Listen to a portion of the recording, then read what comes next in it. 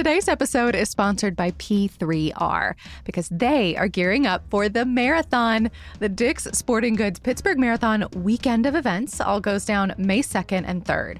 There's the big race and also a half. You can run or walk it, the 5K, kids events, and more. So whether you're a first-timer hoping to push yourself to new limits or a grizzled ultra marathoner with tons of experience, there is space for yins. Use code CityCast15 to save 15% off any registration.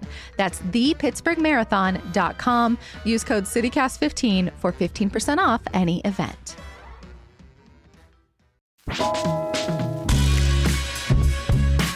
This is CityCast Pittsburgh. I'm Megan Harris, and here's what Pittsburgh's talking about. What do you think this first year is going to do to your golf game? There is no golf game. I learned last year. What's your handicap right now? So it used to be good. Now that's not a number. Yeah, I haven't posted scores in like 2 years, but I think 2 years ago was around like a 3.5. But now last summer I barely played. This summer I plan on not playing very much at all. So it's not going to be good. I'm going to ask you that again at the end of the year. Okay. Yeah, I'm sure there's not going to be many opportunities to do it. I'm with Mayor Corey O'Connor in a conference room here downtown in the mayor's office to talk about how it's going so far and what you want to do over the next few weeks and months. Plus, we asked you, our listeners, our readers, to send us questions for Mayor O'Connor, and my God, you guys delivered. So stay tuned for those after the break. Mr. Mayor, hello. Thank you for having us. Yeah, no, thanks for coming down. What's your favorite part of the mayor's office so far? Oh, that's a really good question. I think what I've liked to do, and I did it as the controller, like just even today before you guys got here, one of my meetings ended a little early. So we walked the halls. So we went to the 4th floor, saw public safety, saw HR, saw the parks department. And I always think it's good of the mayor to just pop in. And the reaction you get is, somebody's not looking. They're like, it's utter terror. It's like utter terror. Yeah, they're like, oh my goodness, what are you doing here? What was on my screen? I'm just here to say thank you. Like, it's not a big thing. And I think the more I really enjoy doing those kind of pop-ins because they're fun. Today we're going to Public Works, talking to those individuals as well. So that's the kind of stuff I like doing. Favorite thing about the office itself, I mean, I think this room is obviously beautiful. The actual mayor's office, I don't know, we put out a reel the other day, and we didn't plan on it. I tried to sit in the seat. And yeah, that desk is enormous. I couldn't get the chair to go up or down. I'll be honest, I did not think of you as a short king, but that video did sort of give that vibe. Yeah, I'm 5'6". So we were just sitting there, and I couldn't barely see over the desk. So I ran and I got a cushion, threw it under, and, you got to just deal with what you got in the office. But that room is really nice. I think it's historic, and a lot of people enjoy coming down to the mayor's office. But it's always sparse when administrations change. So I didn't know we were going into decor. I'm excited. We're going to look for changes for that too. Well, let's talk about what you knew kind of coming into the gig. The lean years. That's how your predecessor talked about our current budget situation. I know you came in fresh on the heels of a small tax increase. How are you feeling about our ability to pay our bills in 2026? We're still putting it together. I think, obviously, I think what council did was brave of them to do and stand up and do what they thought was right because we do have funding gaps. But now, uncovering various things as we go through this process, we're still seeing gaps in funding and trying to get our hands around what that number might ultimately be. And it's whether it's funds that are supposed to be used on other things that might not have been going to where they should be going and money being moved around. We're starting to talk to employees that have been here that are telling us where the money went, where it shouldn't have gone, various things like that. So we're still trying to get a grip on all of that. But I think the team that we put together should be able to solve some of these problems, and we're still trying to get what that final number is because I think it's more than what we anticipated. That seemed to be the tenor coming into the office or coming into this year. Do you anticipate at this moment any new cuts for the city? Not that we're expecting. Again, once we find out where some of this money is or isn't, it could change. But I mean, I think we just have to, at this point, we're already getting it stormed after storm. So we're doing our best with Public Works. But if there is a case of that, we're going to reopen the budget and have that conversation. But I don't think we'll know the details for a little bit still. What's a little bit? Like weeks? Next months? couple weeks. I mean, we're just trying to get a grasp of, as I said, there were funds that were being put in other categories that shouldn't have been. Pittsburgh loves a fund. Well, they like a fund when it's going in the proper spots. Yeah. I feel like a lot of former mayors now have tried to bring in more money by getting our enormous nonprofit community to contribute. And of course, by nonprofit, I mean UPMC, Highmark, Pitt, CMU, and sometimes Duquesne. If you are new to this debate about what people call the Big Five under PA law, these institutions and others, these are just the largest. They don't pay property taxes because they're considered, quote unquote, institutions of purely public charity. But by some estimates, they own like a fifth of all the acreage in our city. A lot of land that we cannot tax to get stuff to pay for city services. What is your approach going to be? Yeah, so we've had some general conversations, but I think if we are more specific with an ask, that it's not just going to the general fund and being shuffled around. And I think that's the problem that we see is a lot of these funds have been shuffled around and not going to what they're specifically supposed to be spent on. So for us, it's going with specific asks. Within all of the nonprofits you just mentioned, within their mission to get a community benefits agreement that's going to benefit everybody. I don't want to put some agreement together and it sits and it backfills debt. That's not what it should be. It should be to benefit everybody in the community. So does it go to rec centers? Does it go to buying us more equipment and our fleet, which is down? So focusing on ambulances, fire trucks, police, can we get an agreement that is very specific in where the money goes? And I think that's what we're planning to do, and making sure that if something like that is finalized, that money is audited annually so that more eyes are on it, so that the public knows that the dollars are being spent properly. Have you started those discussions yet? We have, yeah. I mean, general, not to specific details, but we're having good conversations, and we'll just see how it goes. Yeah. I feel like I heard you, give examples during the campaign and other things. Ambulances, getting the hospitals to contribute to those makes sense. Do you have any sense of the timeline for this? Tomorrow, if I could. But I mean, everybody. There's a lot of partners, and have you sat down with the whole group? We've had general discussions, not at a round table, but we've met with them individually just to have conversations on what our vision would be and how it aligns with their missions in different nonprofits, and then going from there. What do you do? What do you go? What's next step? I'm excited. Can you tell? What's next step? I think there's a lot of things that have to be done. And remember, it's not just one individual at Pitt or CMU that can make those decisions. It's whole they all have a board and Yeah. everything like that. So there's still a little bit of a process. But I mean, I think, everybody rowing on the same boat right now, that it's going to go to specific things, is helpful compared to just give us money and we'll spend it. Well, that's not what anybody wants to hear. I know. Nobody in the city wants to pay for an operating budget. I get it. But also, we need to pay the light bill. I don't know, scale of 0 to 10. How confident are you that this can get done, say in 6 months? Oh, I don't put numbers. I'm not a I better. want You already you got to. one number out of me on my handicap. So that's the worst number.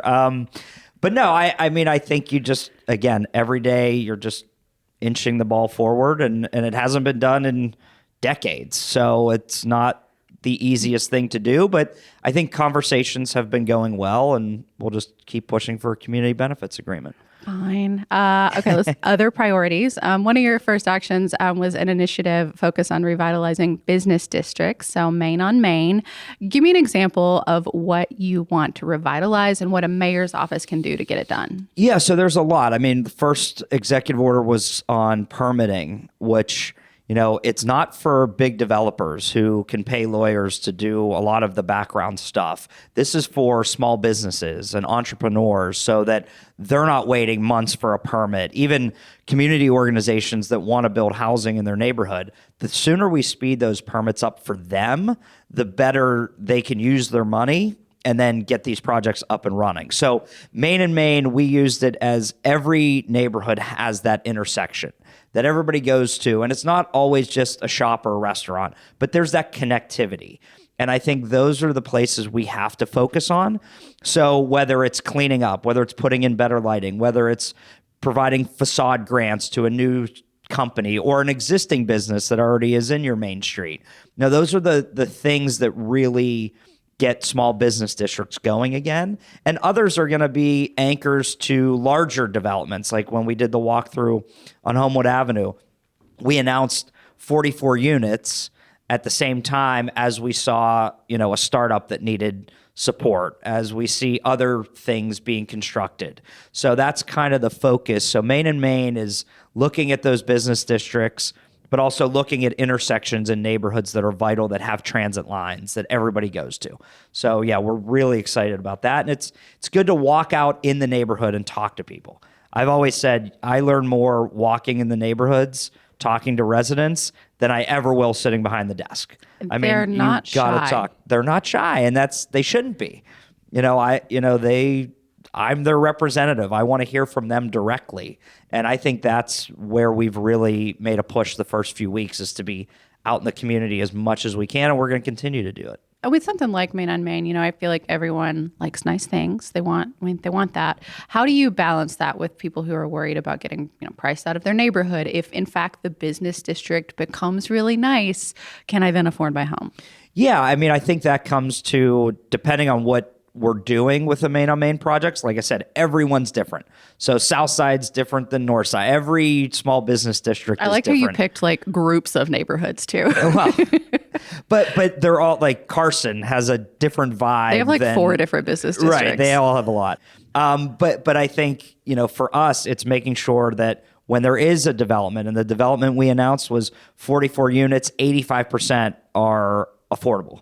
That's the type of development that we can anchor in a business district. And also, when you look at business districts, that also goes back to planning and zoning. If we zone a little bit for density in those business districts, now you have a transit line, you have more people living above, the new pizza shop that just opened and supporting that business. So it's collectively, it's not going to happen overnight, but that's how you have to envision these districts. You talked about permitting. You asked some of your department heads to bring you recommendations to improve the current system. Have you heard any good ideas yet? We did. We actually had 2 Harvard students. So there's a new mayor's school at the Kennedy School, and the last 4 mayors have gone. And I went up in December. I forget the dates. I like that you get to do training. That's so endearing. Training, yeah. But what was interesting, because you get various ideas, and it was a great class. So we were there for 2 days. And then because of that, we got some students, graduate students from Harvard, who came here our first 2 weeks and analyzed our permitting system and gave us a 30-page report. That feels humbling. On what, immediate effects, things that will take time to do. But I think it's good to have outside eyes come in as well. So we have that report. Some of the stuff surprised them if you're not from Pittsburgh. But I think it's helpful because now we have been doing research throughout the summer on what other cities have done, and meeting with organizations, from neighborhood groups to contractors who, do small projects, is how you get that stuff sped up so we can help everybody out. And you put parameters on it. Folks had 60 days to submit ideas. I guess we're around 20 days now. Yeah. Do you have a timeline for parsing through them?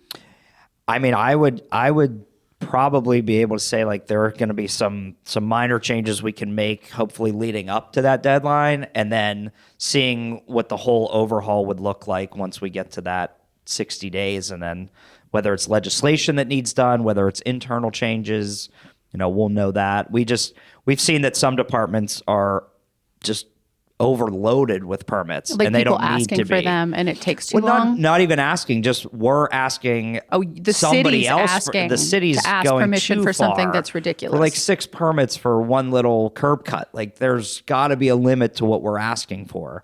And I think some departments have to just focus on what they're here to do and not step into other departments' fields. And then you just get boggled down with so many permits. Interesting. I feel like you got to lead with that a little bit, that we want to like make government easier for people. We want to make it easier. We want you to come to Pittsburgh. Messaging is not for you, is not my job, but still, like I feel like that'll make people feel more excited. You know, we might have an opening. Yeah. No, I'm just saying that's the stuff that we have to do to streamline everything. Yeah, no doubt. Let's talk about downtown, because I feel like anytime we talk about revitalization, downtown becomes part of that.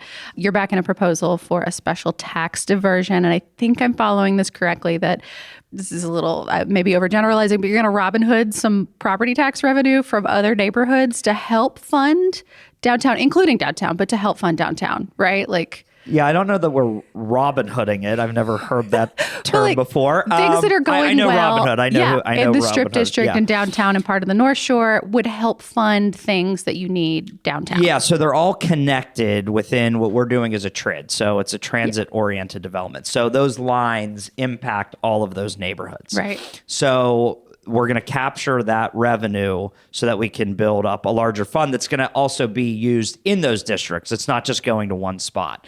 So any projects that are sort of ready to go, shovel ready, or just need that additional kick start would really help. Would qualify for that kind of money. For this. And we're looking at a number of projects, and they're from anywhere from storefront renovations to infrastructure just within downtown. So the Boulevard of the Allies is one we've talked a lot about. I am fascinated to hear how you want to change Boulevard of the Allies. We'll go back to that. Let me get through the first one. But it's projects that have sat that still need $2 million, $3 million here that we have to get up and running, because then we generate the tax revenue back.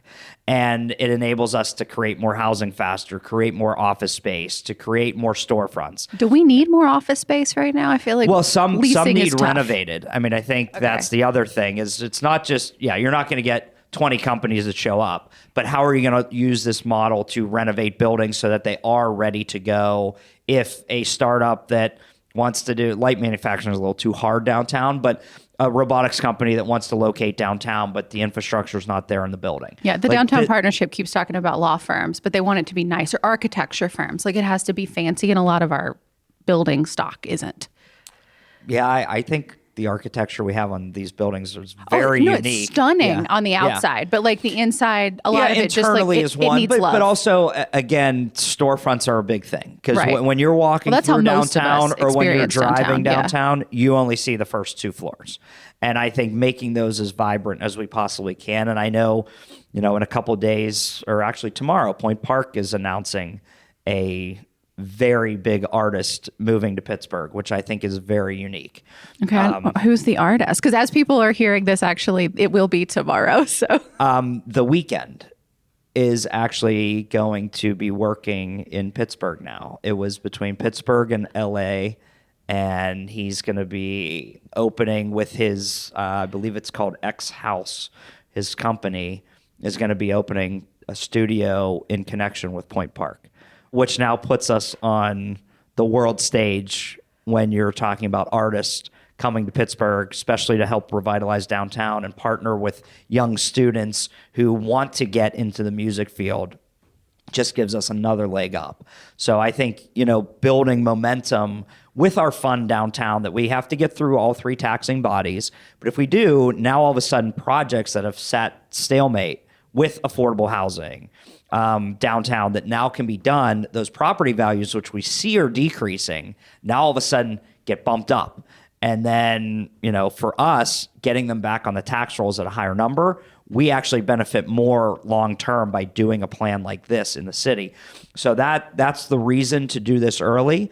Also, in what the URA did last week was put out bids for public art across downtown, which I think is very important. And that goes back to the Boulevard of the Allies. The Boulevard of the Allies shouldn't feel like a major highway cutting through our downtown, especially through a campus like Point Park. So working with PennDOT, working with our state officials to look at narrowing, possibly getting rid of a couple parking spots on either side, but better lighting, better art, green infrastructure along that boulevard. Now, all of a sudden, it is your grand boulevard entrance from both sides of town into downtown Pittsburgh. Makes it more vibrant, makes it more walkable, but also brings a sense of downtown's a community.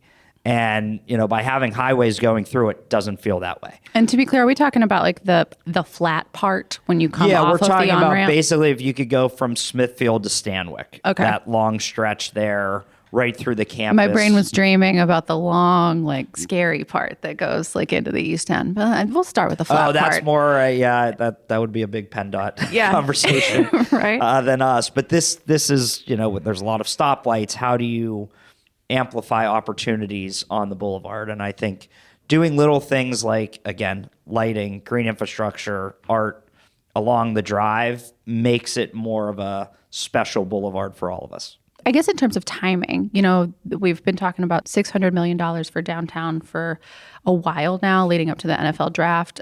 With this trade agreement, why downtown and why right now? Why is that so important? Yeah, I think it's a way to announce. Downtown's the hub of Western PA. It is.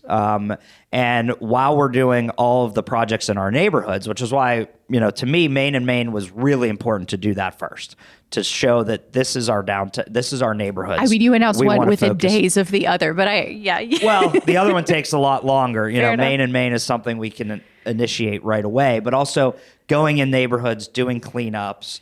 That's the heart of Pittsburgh, is the neighborhoods. But when you're looking at the region, and companies and visitors coming downtown. And we've seen so many plans of it, but nobody's connecting building at a time, looking at infrastructure. So that's why, taking the $600 million that was already dedicated to projects, and some of the $600 million doesn't fill all the gaps in some of the projects. That's why we think ours does.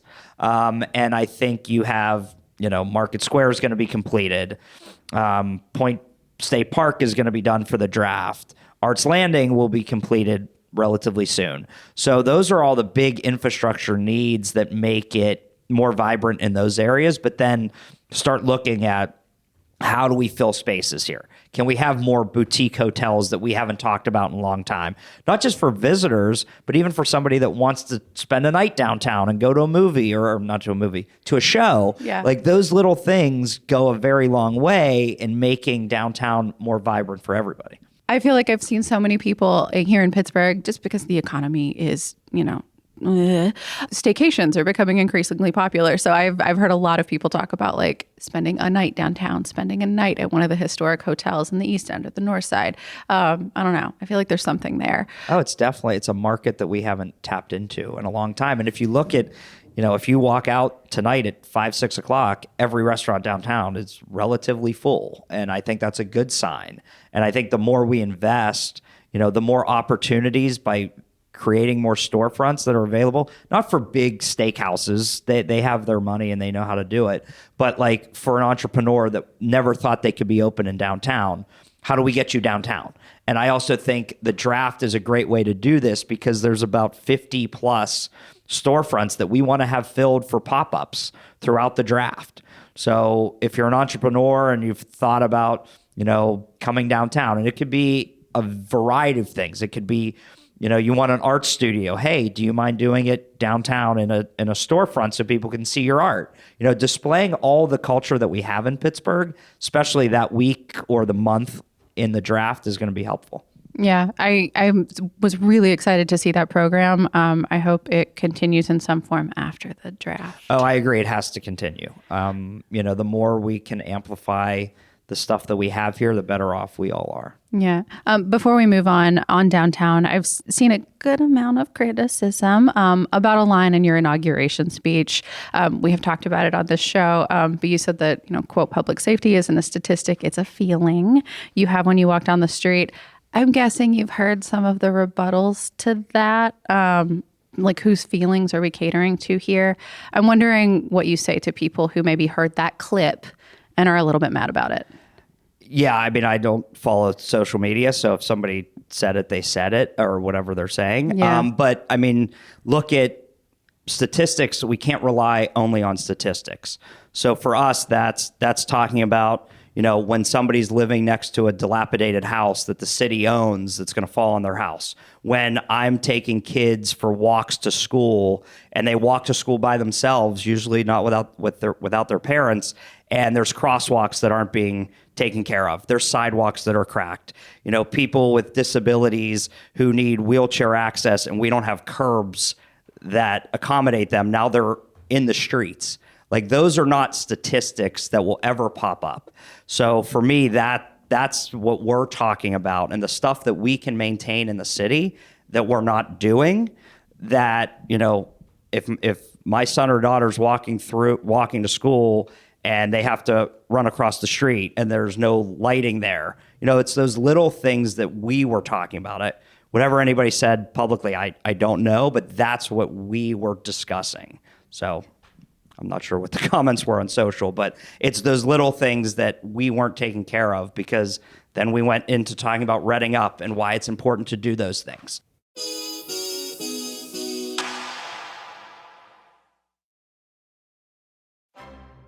Today's show is supported by Vermont author Christopher Walker, who just released a thrilling adventure and fantasy book, The Ascent. It follows John Atwater, a retired Army veteran, who falls through a magical door and finds himself in the mystical world of Moralia. In order to get home, he must ascend the mountainous island that stands in front of him and usurp the oppressive ruler of this strange new world. The book has all the elements of a great fantasy novel: thrilling action sequences, magical creatures, betrayals, romance, compelling storylines, poetic justice, and even humorous exchanges by relatable characters. So go to ChristopherWalkerBooks.com and click on the Buy Now dropdown to purchase The Ascent in paperback, hardcover, or ebook formats.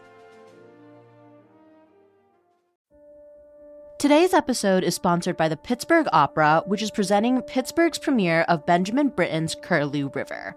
I'm not gonna lie, this is a sad story, but it's a compelling one. A woman mysteriously loses her son, then learns about his tragic fate from a ferryman as she crosses a river. The opera is based on a Japanese no play, Sumidagawa, and no plays are a type of highly stylized Japanese theater that combines music, poetry, and dance. But Britten takes the original and adapts it into a miracle play. This is a medieval form that's supposed to be performed in a church, which is exactly what the Pittsburgh Opera is doing. You can catch the show from January 24th through February 2nd at the Calvary Episcopal Church in Shadyside. This is going to be such a cool and immersive way to experience opera. Plus, all the singing is in English. There are 4 performances to choose from, and you can get more info and tickets at pittsburghopera.org. We are back, and we're going to share a bunch of y'all's questions. We asked everyone, including our CityCast Pittsburgh neighbors. That's our membership program. So they get first dibs, but we're going to try to get through as many as possible. First up, from our neighbor, Judy B. She wanted to know about shared services and opportunities there. So she says among bordering municipalities, sharing services could result in cost savings, improve services all around. Western Pennsylvania has too many small, struggling municipalities, public works, police departments, school districts, but there's often a great reluctance to give up, quote unquote, local control, even at cost. Is it a dream, or could it be a reality and accomplished in a reasonable time frame to consolidate some of this? Is that a topic that you might pursue? Yeah, I mean, we've started to work with, Wilkinsburg's a prime example. We do their garbage collection, and we do their fire for right now. So, I think a lot of those things have been discussed in the past. I know Wilkinsburg, there was a conversation about annexing and being part of the city. So, yeah, I think we always have to be open to partnerships, and we should have a good working relationship with everybody that abuts the city of Pittsburgh. This is from our neighbor, Dr. G4, a super fan of ours. They're such a big transit ally and advocate. They say every single rapidly growing city in the U.S. has a robust rail transit system. They cited published PA budgets saying that rail is cheaper to build, maintain, and operate than roads. They ask, when will it be time for Pittsburgh to expand the light rail to the airport, Oakland, and East Liberty? Even if it's not fundable by the state, could only be built one station at a time.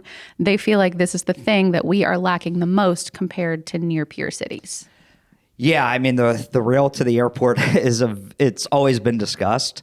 I do think we have to look at multiple types of mobility, and that's us partnering with the county because it's really a county function, not a city. But also, I had a meeting, just so happened, I ran into somebody that works for Amtrak the other day and discussed, are there internal lines that we could possibly do in the city just that already exist and try them as passenger rails? So I think having small conversations about like demoing these, piloting these, just so you can get around a little bit quicker, always helpful.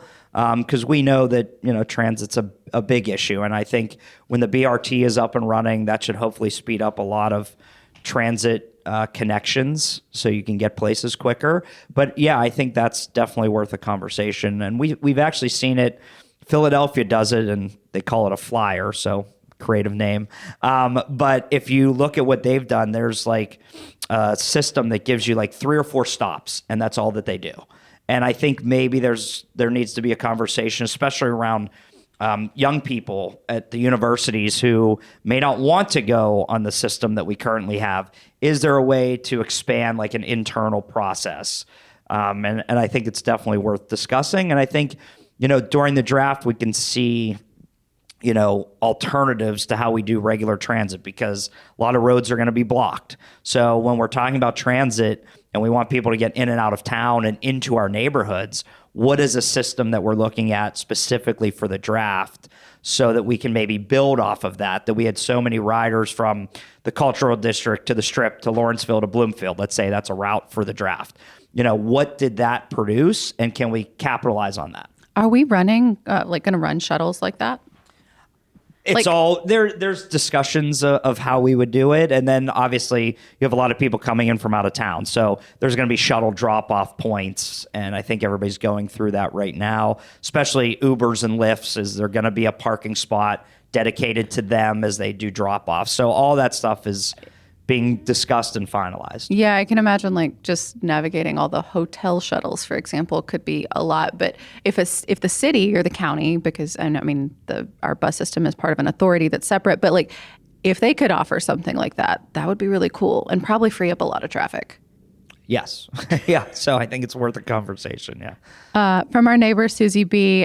Dear Mayor, what are your plans to bring down the cost of living in the city, especially housing and utilities or any other creative option that's on your mind? Yeah. Housing, we stated it. We think, first, I think we need to start looking at Pittsburgh differently and building more housing because that will ultimately lower the cost, but also lower the cost for community organizations that want to build. Too often, Pittsburgh does, 5 units at a time, scattered sites. We need to really have a big goal, and not that we're going to get there tomorrow, but a big goal of doing 50 to 70 units at once, scattered sites in a neighborhood, because that cuts down the cost to build, which ultimately means we can have some affordability when we're talking about home ownership with new sites. And then I think for us looking at the budget, and maybe it's not this year's budget, but in the future, can we put some money aside to get sites shovel ready so we can build more housing? Because that's the biggest cost, is having a site ready to go.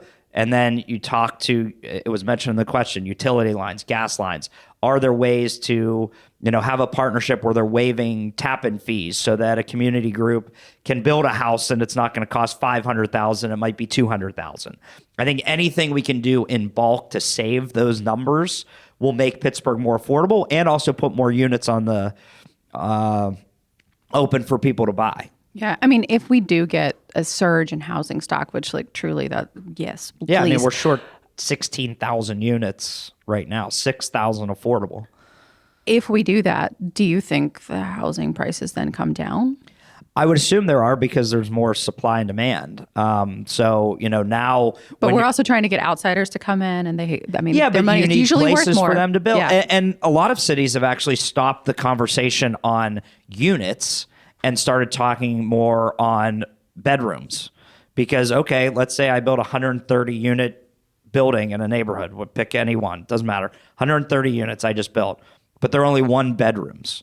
Well, that's 130 people. That's great. But if we want you to raise your families here, you're going to have multiple bedrooms. And I think we have to have that kind of discussion as well on rooms opposed to units. And I think other cities have started pushing for topics like that. Is high density a hard sell in Pittsburgh? I think density, when you're going into neighborhoods and looking at changes, but that's why I said the main and main allows you to do density, because you're talking about places that have bus stops already, that are right on bus rapid transit lines. I mean, that's how you really have to do it. If you're going to talk about density is, limiting parking. Okay, well, if there's a transit line, a lot of people, I met somebody the other day, they said their daughter's 22 and never got a driver's license. I know so many people in their 30s that don't have driver's license here. And that's where, if we're strategic in how we do housing around not just the bus rapid transit line or the bus way, but neighborhood stops that impact a community, that's where you can really build some density. This is from our neighbor, John Kay. He asked you to tell him one thing that former Mayor Ed Gainey did that benefited or improved the city. I think the mayor did a good job when it came to the Vision Zero for safety in the community. I think that's smart, and that's where we're building off of. Just like I said, when people are crossing the streets, when kids are, getting to a bus stop, various things like that go a very long way. And I think pedestrian safety, bike safety, driver safety was a great initiative. And I said this publicly, we're building off of that. And I think that's a good thing. Vision Zero, if you're not familiar, is a commitment to try to get traffic fatalities to zero. We unfortunately have already had deaths this year, so long way to go on that.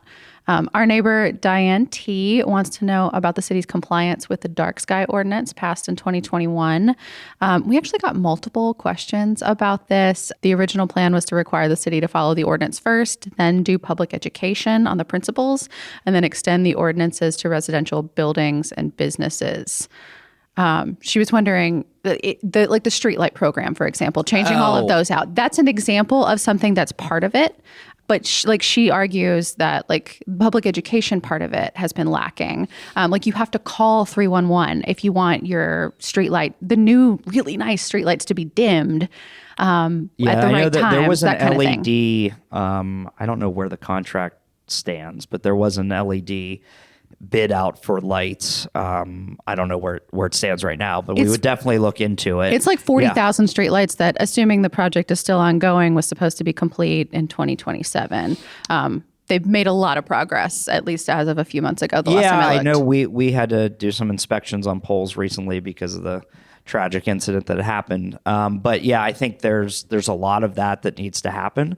Even for instance, when we did our walking tour of downtown, we saw that the Smithfield streets, as we were walking, somebody pointed out the Smithfield Street Bridge, all the lights have been out for 3 years. So now that's different than not lighting things up, but those are the little details that we have to focus on. So, as soon as we were done with the walk, we were told the lights weren't up. We had them go out, put in brand new lights. So now the Smithfield Street Bridge is back lit up. But yeah, I think the LED contract, I'd have to look into the specifics of it. But we have not been briefed on that plan yet. So we'll definitely take a look. Yeah, I think it was a combo of, if I'm remembering right, DOMI and sustainability and resilience.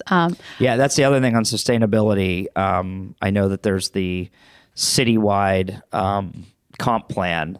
But the one thing I want out of that plan, and hopefully it's there, we had a brief meeting on it so far, is a environmental plan. So we do not have our climate action plan is 5 years out of date. So that's something that's really important. Yeah. And Diane T. had several questions on this, but I'll give her one more. She said, for example, the 280 new uplights on the fountain at the point, not dark sky compliant, not even close. So I think her interest is just that, are we going to follow the principles we set for ourselves? Yeah, I mean, obviously, we can look into the specifics there and what's happened and what hasn't happened. So we can have, what was her name again? Diane. Diane. We'll follow up. And then we got one from Virginia M, who wondered if that dark sky commitment could also be maybe a marketing and tourism draw at some point. I'm sure it could be, yeah.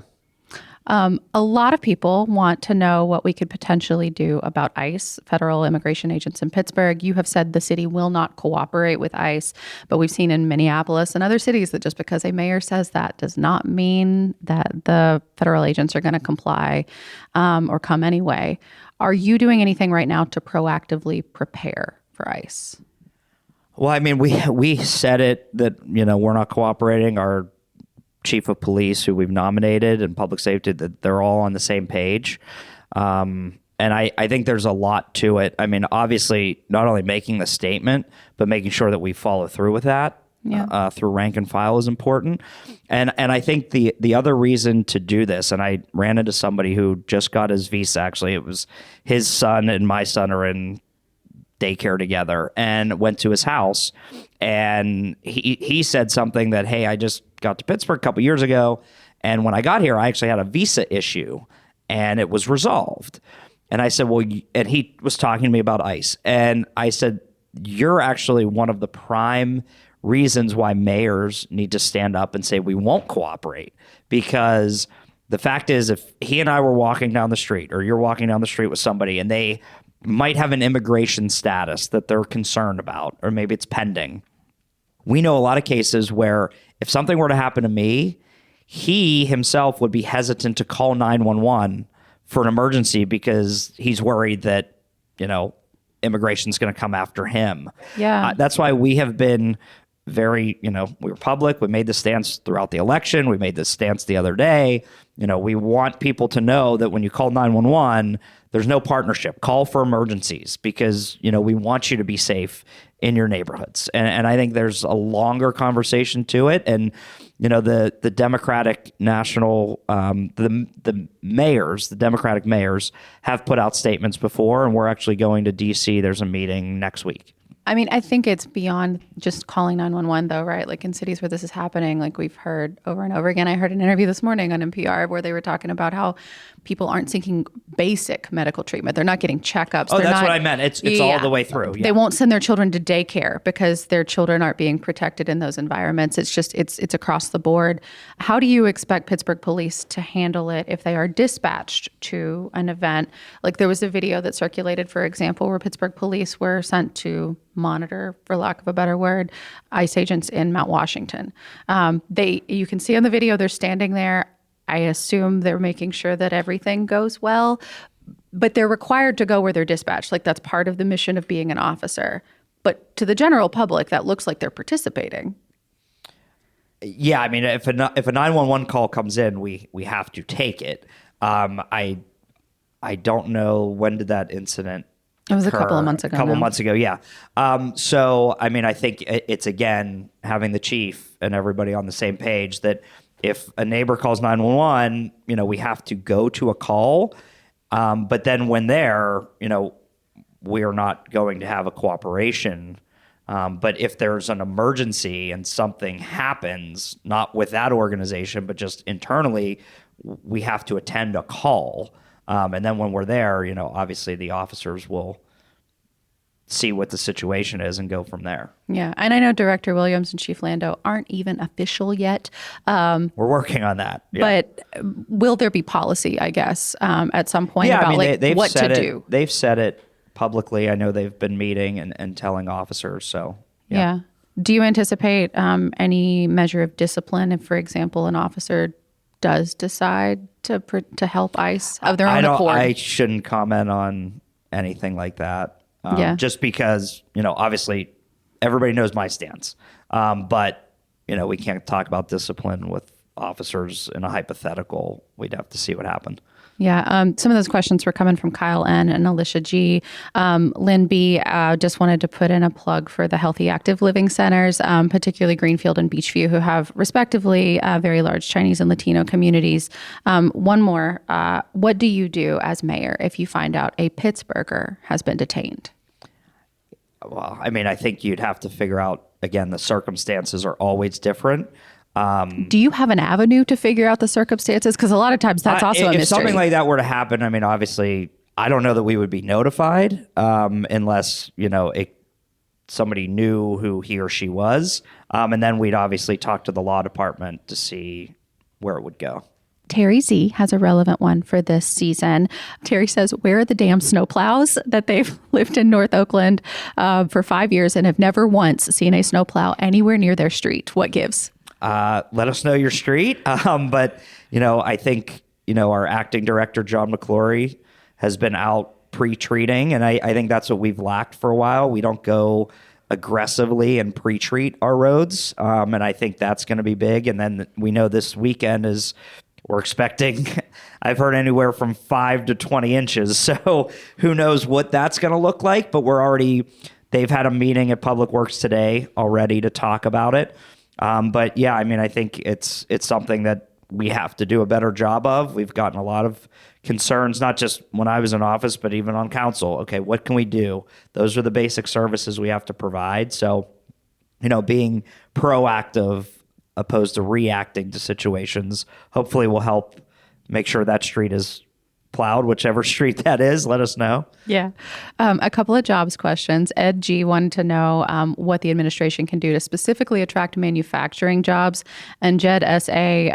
It's actually sent in a long note here about being a displaced federal employee and wondering if there was any opportunities in the mayor's office or the administration. Yeah, there were a lot of people that there was a website that we found. I can't remember the name off the top of my head, but it was federal employees that put in a location, and they would put on Pennsylvania, and we would send out just, hey, we're new to the administration. Anything you see interested, let us know. And a lot of people were applying, and we did hire a couple people from the Buttigieg departments and Biden's administration already. So I think it's been great. So I would reach out. We're filling a lot of positions, so there might not be any left. This one's in compliance, risk management, and internal controls. So. Oh, there you go. But yeah, we take resumes. It's always good to reach out. But on the job side, I think that's also the mayor's job. We've been calling 10 local companies, 10 national,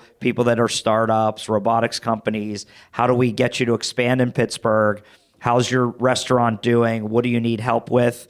And then also, trying to create a buzz where Pittsburgh, we want your companies to come here because it's going to create jobs and opportunities that we haven't seen.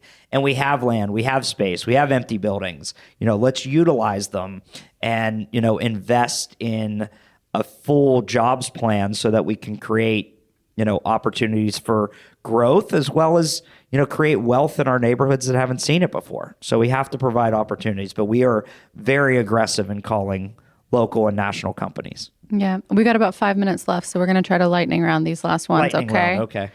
Judy M.R. asked about your plan for dealing with vacant and dilapidated homes. She wrote specifically about how a section of Troy Hill is just stunning, but covered in abandoned cars and things like that. Yeah, I mean, I was just in Troy Hill, did a walkthrough. We do want to do a blitz on abandoned vehicles as well as demos. I think we've gotten away from demos, but if there's a property that has to go, it's got to go. And that's a big problem that we see in a lot of our neighborhoods. And also it's the safety aspect, not only collapsing, but we see a lot of those vacant buildings catch fire. And that creates a big problem for everybody. So yeah, it's a safety issue as well. So a priority there. Carol F. and Dana S. were both interested in our unhoused community. Dana asked whether the city is going to help people who need shelter and support. She really wants to see people have a fresh start. Yeah, so we for the cold weather, we do have our warming stations, and there's a list of where those are. So my impression was that she meant maybe more permanent. Yeah. Further, yeah.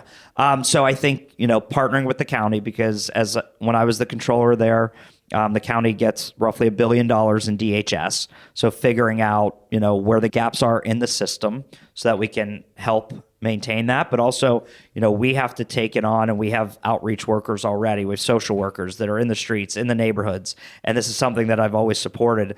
We know it's not just a housing issue, it's mental health, drug, and alcohol addiction. So this is a huge problem that we want to take on, but also provide space. And it's not just affordable housing. We don't have enough transitional units as well. So if you're in a shelter and you want to go somewhere for a transitional housing, we are short hundreds of transitional units. So the quicker we can build those things in partnership with the county, the better off we all are. I know it's a rapid answer, but I tried my best to go fast. No, that part you're doing great at. It's just annoying, I think, as a taxpayer and a citizen to hear we're short on everything and we're trying. It's the constant and that's answer. why I think for so long there wasn't money being effectively used. I mean, the ARPA money, various things like that, where you could have shovel-ready sites that transitional housing could have already been built, and we didn't do any of that. Lainey N wants to know your thoughts about the PG closing and what's maybe going on behind the scenes. Yeah, I mean, we need local news. We need local reporters, as I'm on a local You're on a podcast. Right? But I think we have seen where organizations, maybe some nonprofits or for-profits, have stepped up in the past. This did happen in Philadelphia maybe 20-something years ago. I could be wrong. I don't know if it was that long. I mean, the current executive editor of the Post-Gazette led the Inquirer into being a nonprofit. So the man is in the building. So there are ways to do this, and I think we definitely need local newspapers. I do know organizations that have reached out and asked, and whatever we could do to be supportive, obviously we will be, because I think it's important that, we have reporters on the ground seeing what's happening, especially in a city like Pittsburgh. We have to have a newspaper. So we're going to do whatever we can. It's more on the private side, but if we have to convene meetings, we're willing to do so. Yeah. Scott B. wanted to know about artificial intelligence tools. He's assuming that your office is probably going to be inundated with a barrage of pitches for integrating AI into the city from tech companies. He is wondering about what kind of measured approach you may take to that sort of thing. I mean, I think it depends on, what we're getting out of it. Is it something that, we can already do and the system's working well? Are there gaps in services? Have people reached out about AI tools? Yeah, we've gotten a few when it comes to tracking and garbage collection and paving and plowing. So we have gotten some. I think it just depends on where we're seeing inefficiencies that could be used to collect data, but also how it could help us. And right now, nothing specifically has come up, but we have gotten inquiries about those things. A couple parks questions, Derek M. and Flo. Flo wants to know if parks tax money is going to be available to help maintain the city parks. That's where it was supposed to go. So yeah, I mean, we're looking at where those funds are, but the parks tax. You mean like literally finding them? Well, a little bit of that, but most of it, some of it was not used where it should have been. And I think we have to get back to investing in what the purpose of that bill was and where that money's supposed to go, because our parks are our greatest asset in Pittsburgh, and everybody has a neighborhood park. And we also have regional parks that are huge assets.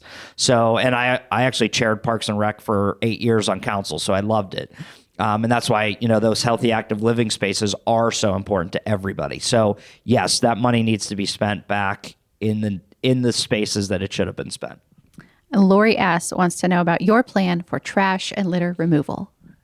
Oh, we're trying to do it as fast as we can. We did a cleanup in Knoxville. When we did do a tour of downtown, we saw a lot of, I call them like not newspaper stands, but kiosks that had all newspapers. There were 100 plus downtown, maybe even more in neighborhoods. And we ordered Public Works to pick them up, get them off the streets. That kind of hurts my heart as somebody who started their career in newspapers. Sorry. If you want to print a newspaper, yeah, we'll bring them back. But right now, nobody's printing except the Business Times. Well, the Trib's bringing one back in May. Then if they want to pay for spaces, we'll do that. But I just think those little things that, nobody was printing and they're still all over our streets.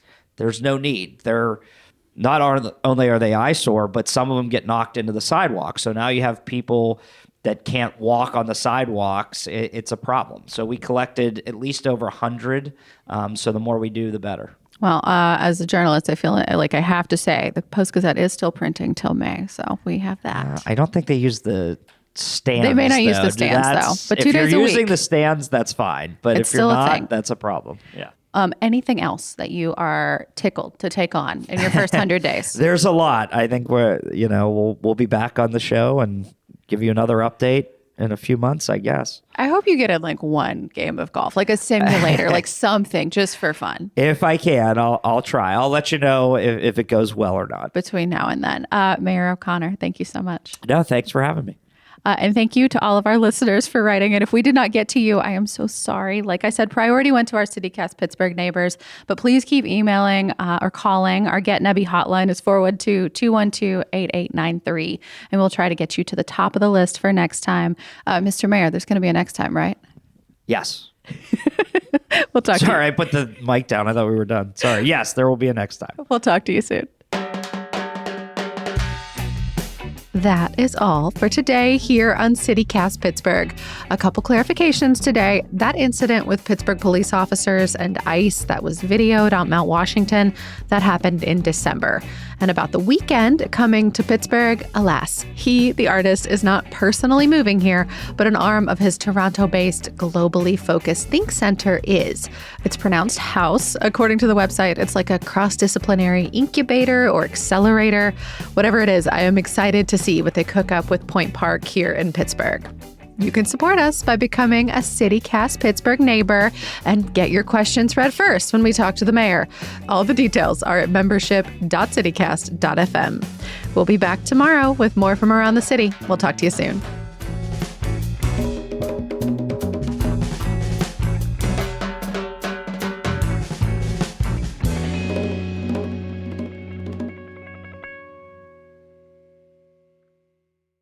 Mr. Mayor, do you have a go-to office snack? For some reason, we still have a lot of leftover Eaton Park Smiley cookies I'm from not the sure inauguration. Those have an expiration date. I think they last forever. Oh, I'm going with that theory because we have a box of them.